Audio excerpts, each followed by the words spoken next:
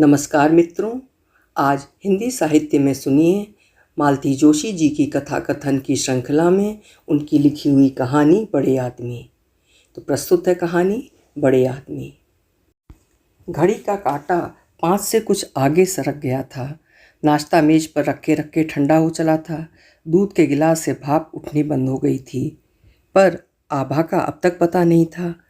उससे 1 घंटा बाद में आने वाली विभा कॉलेज से कब की लौट आई थी और चाय पीकर बैडमिंटन कोर्ट जाने की तैयारी हो रही थी।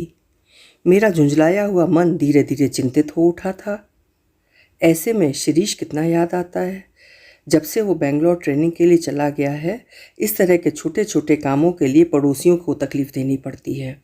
यूँ में बेचारे कुछ नहीं कहते, पर मुझे संकोच तो होता ही है। आंटी, मैंने चौंक कर देखा। पड़ोस का अंजुम साइकिल पकड़े दरवाजे पर खड़ा था। आभा स्कूल से आ गई क्या? नहीं तो क्यों? पर मेरी बात का जवाब देने से पहले ही वो साइकिल पर लौट पड़ा। मैं हैरानी से उसे जाते हुए देखती रही और सच कहूँ तो थोड़ा डर भी लगा। पर मुझे ज़्यादा प्रतीक्षा नहीं करनी पड़ी। कुछ ही देर में वो आभा को लिए लौट आया। शायद रास्ते में मिल गई थी। अंजुम बेचारा कुछ बोलने को ही था, पर आभा उसे कुछ मौका देती तब ना। अपनी बड़ी बड़ी आंखों को और भी बड़ी करके वो पता नहीं क्या क्या कह गई कि मेरे कुछ पल्ले भी नहीं पड़ा। बस इतना समझ सकी कि ट्रक से एक एक्सीडेंट हो गया है और एक खोमचे वाला घायल हो गया है। उसकी बातों का पहला दौर समाप्त होने पर अंजुम ने बताया कि उसने कॉलेज से लौटते हुए स्कूल के पास भीड़ देखी थी। पूछने पर पता चला था कि छुट्टी के बाद सड़क पार करते हुए बच्चों में से एक बच्चा सड़क पर छूट गया था। उस ओर से तेजी से ट्रक आ रहा था। लोगों की चीखों के बावजूद वो डर से जैसे सड़क पर ही चिपक कर रह गया। एकदम कुचलकर मर ही जाता अगर वहाँ गोली, बिस्कुट, सेव, परमल बेचने वाला एक व्यक्ति झपट कर उसे खींच ना लेता। बच्चा तो बच गया, पर कहते हैं कि खोमचे वाले को काफ़ी चोट आई है। ट्रक वाले का कहीं पता नहीं चला। सारी बात सुनकर मैंने भगवान को लाख लाख धन्यवाद दिया। एक्सीडेंट तो वैसे एक रोमांचक अनुभव होता है, फिर आभा के लिए तो ये पहला अवसर था। सारी शाम वो मोहल्ले में घूम घूम कर एक किस्सा सुनाती रही। दूसरे दिन जब पेपर में समाचार छपा, उसे कुछ ऐसे गौरव का अनुभव हुआ मानो उसी की तारीफ में कुछ छपा है। पेपर वालों ने तो खोमचे वाले को एकदम हीरो बना दिया था। गरीब की एक टांग कट गई थी। ये भी मालूम हुआ कि जिस बच्चे की उसने इस दिलेरी से प्राण रक्षा की थी, उसका स्कूल से कोई संबंध नहीं था।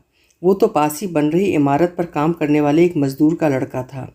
उसके बाप ने घोषणा की थी कि अपनी मजदूरी का चौथा भाग तब तक खोमचे वाले के परिवार को देता रहेगा जब तक वो काम करने लायक नहीं हो जाता। मुझे दोनों के प्रति सहानुभूति हुई। आजकल मजदूरी से होता ही क्या है। चौथाई भाग देकर तो गुजारा और भी मुश्किल था, और वो गरीब खोमचे वाला तो एक टांग से हाथ धो बैठा था। अपने पैरों पर खड़ा होना तो उसके लिए शायद कभी भी संभव नहीं होगा। विभा ने तो हंसी हंसी में कहा भी, इससे तो किसी बड़े आदमी के बेटे की जान बचाता तो ठीक था, जिंदगी भर चैन से बैठकर तो खाता। आभा तो अखबार में छपा सारा वर्णन ऐसे भक्ति भाव से पढ़ गई थी कि हंसी आती थी। उसकी फ़ोटो तक काट कर उसने कॉपी में रख ली थी। फ़ोटो क्या थी, अस्पताल से ली हुई मालूम देती थी। दूसरी तो बेचारे के पास होती भी कहाँ से। 3-4 दिन से ये दुर्घटना कुछ धुंधली पड़ चली थी कि स्थानीय समाचार पत्र ने फिर एक अपील छाप दी। इसमें समस्त पाठकों से कहा गया था कि वे घायल खोमचे वाले के परिवार के लिए सहायता दें। आभा दौड़ी दौड़ी पापा के पास गई और बड़े जोश से उन्हें वो अपील दिखाई। उस दिन साहब बहादुर कुछ वैसे भी मूड में थे। बोले, ये अखबार वाले भी खूब हैं। जिसे सिर पर बिठा लेते हैं उसकी तारीफ करते नहीं थकते। अब देखो इस खोमचे वाले की तकदीर, इनका वश चले तो परमवीर चक्र दिलवा कर छोड़ें। जैसे जैसे उनका भाषण आगे बढ़ा, आभा का मुंह उतर गया। मुझे बुरा भी लगा। मैंने सोचा उनके टूर पर चले जाने के बाद 2 रुपए दे दूंगी, पर फिर आभा ने मांगे भी नहीं और मैं भूल गई। और 4-5 दिन बीत गए। एक दिन शाम को अंजुम की मम्मी ने कहा, आभा टिकट लेकर आई थी, आप चलेंगी ना? आप चल रही हैं? मैंने अपनी हैरत छिपाते हुए कहा। मेरी आभा ने मुझसे कुछ भी तो नहीं बताया था। चलूँगी क्यों नहीं, अंजुम की अम्मी बोली। बेचारे इतना नेक काम कर रहे हैं और 2.5 रुपये का क्या है, एक सिनेमा कम देख लेंगे। सोचा था घर चलकर आभा से प्रोग्राम के बारे में पूछूंगी, पर गुस्से के मारे पूछ ना सकी। अगर वो नहीं बताना चाही थी तो मुझे ही क्या गरज पड़ी थी। अंजुम की मम्मी से कुछ बहाना करना पड़ेगा। पर मुझे बहाना सोचने की ज़रूरत नहीं पड़ी। स्कूल जाते हुए आभा मेरे हाथ में 2 टिकट रखते हुए बोली, एक आपका और एक दीदी का है, पैसों की चिंता मत करना। और इसके पहले कि मैं कुछ बोलूँ वो सहेलियों में खो गई। टिकट देखने पर मालूम हुआ कि घायल खोमचे वाले के इलाज के लिए आभा की पाठशाला कुछ रकम देना चाहती है। इसीलिए रविंद्र नाट्यगृह में एक सांस्कृतिक कार्यक्रम दिन के 4 बजे होगा। 2 टिकट थे, इसका मतलब था 5 रुपये, और वो कह रही थी कि पैसों की चिंता मत करना। पता नहीं क्या सोचकर मैंने उसका बेबी बैंक खोला। उसमें 2-4 सिक्के पड़े थे। इसका मतलब था टिकट उसने अपने पैसों से खरीदे थे। शायद डरती थी कि हम लोग मना कर देंगे। मन जाने कैसा कैसा हो उठा। एक 5 रुपये का नोट उसके बैंक में रखा, तभी जी कुछ हल्का हुआ। हम लोगों को पहुँचते पहुँचते 3:45 बज गए थे। हॉल काफ़ी भर गया था। अपनी सीटें ढूंढते हुए हमारी आंखें आभा को ढूंढ रही थीं, पर उसका कहीं पता नहीं था। ठीक 4 बजे कार्यक्रम प्रारंभ हुआ। बच्चों के हिसाब से प्रयास अच्छा था।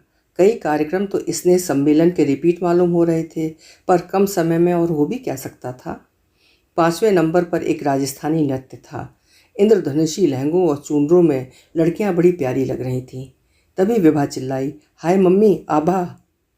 और सचमुच लड़कियों के बीच में आभा ही थी। ग्रामीण वधू की वेशभूषा में ऐसी प्यारी लग रही थी कि अंजुम की अम्मी ने कहा, बहन जी घर चलकर इसकी नज़र उतार दीजिए। मुझे एक ओर तो आभा पर प्यार आ रहा था और एक गुस्सा भी। शैतान ने मुझसे कहा भी नहीं। अब मिलने पर खूब खबर लूँगी। पूरे समय यही इंतज़ार रहा कि कब मिले और कब। जनगण मन के बाद लोग दरवाजे की ओर खिसकने लगे, पर हम तीनों आभा की प्रतीक्षा में वहीं खड़े रहे। उसके गर्म कपड़े भी मैं लेकर गई थी, पर हॉल पूरा खाली हो गया, लेकिन उसका कहीं पता नहीं था। हार कर हम लोग ग्रीन रूम में पहुँचे। वहाँ कुछ अध्यापिकाएं सामान समेट रही थीं।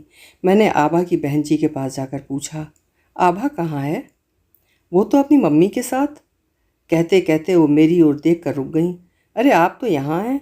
मिस बेंसन, आभा की माँ तो ये रहीं।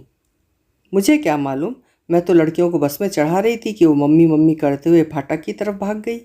मैंने सोचा कम से कम आपको देखना तो चाहिए था। गुस्से और घबराहट के मारे मेरे मुंह से बात नहीं निकल रही थी। मैं तो हॉल से बाहर भी नहीं निकली और वो पता नहीं किसको मम्मी समझकर चल दी। मम्मी। तभी विभा ने मेरी बाँह छूकर कहा, मम्मी यहाँ खड़े रहने से क्या होगा, चलो बाहर चलकर देखते हैं। गुस्से से भरी हुई मैं बाहर निकली। अहाते में सिर्फ स्कूल की बस खड़ी थी। फाटक के बाहर आकर मैंने तांगा किया। अंजुम की अम्मी ने कहा, विभा को लेकर यहाँ वहाँ घूमना ठीक नहीं, घर से अंजुम या उसके अब्बा को भेज देंगे। मन में कैसी कुशंकाएं उठ रही थीं। घर में पहुँचना मानो पहाड़ हो गया था। घर के पास तांगे से उतरकर देखा, एक स्कूटर रिक्शा दरवाजे पर खड़ी है। मुझे देखते ही उसमें से आभा उतरी और दौड़कर मुझसे लिपट गई। मैंने भी उसे ऐसे चिपटा लिया जैसे बरसों बाद मिली हो। कुछ देर बाद होश आया तो देखा स्कूटर वाला अब भी खड़ा है। मेरी निगाह पड़ते ही उसने कहा, बेबी रीगल के पास खड़ी रो रही थी, भीड़ में भटक गई थी शायद।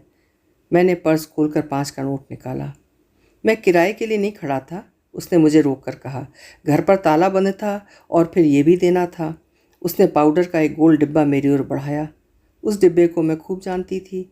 आभा उसमें अपनी चूड़ियाँ, मालाएं, बुंदे वगैरह रखती थी। ओह अरे ये सब तो नकली है। कोई बात नहीं, अच्छा अब चलूं? कहते हुए अपनी सीट पर जा बैठा। क्या अपना इनाम भी नहीं लोगे? मैंने कहा। 5 का नोट अब भी मेरे हाथ में था। इनाम किस बात का मां जी? उसने हंसकर कहा। मेरी जगह बेबी का भाई होता तो भी क्या आप उसे इनाम देती? फिर दोनों हाथ जोड़कर बोला, बेबी ने मुझे बतलाया आप सब कहाँ से आ रही हैं। मुझ जैसे ही एक गरीब भाई के लिए आप लोग कितना कुछ कर रहे हैं।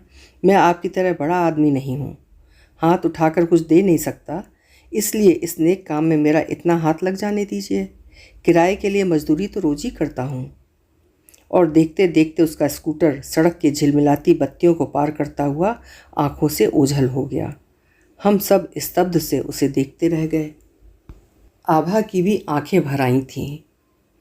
बड़े आदमी, उसने हम लोगों को बड़े आदमी की संज्ञा दी थी, पर सच तो ये था उस क्षण हम लोग कितने छोटे लग रहे थे।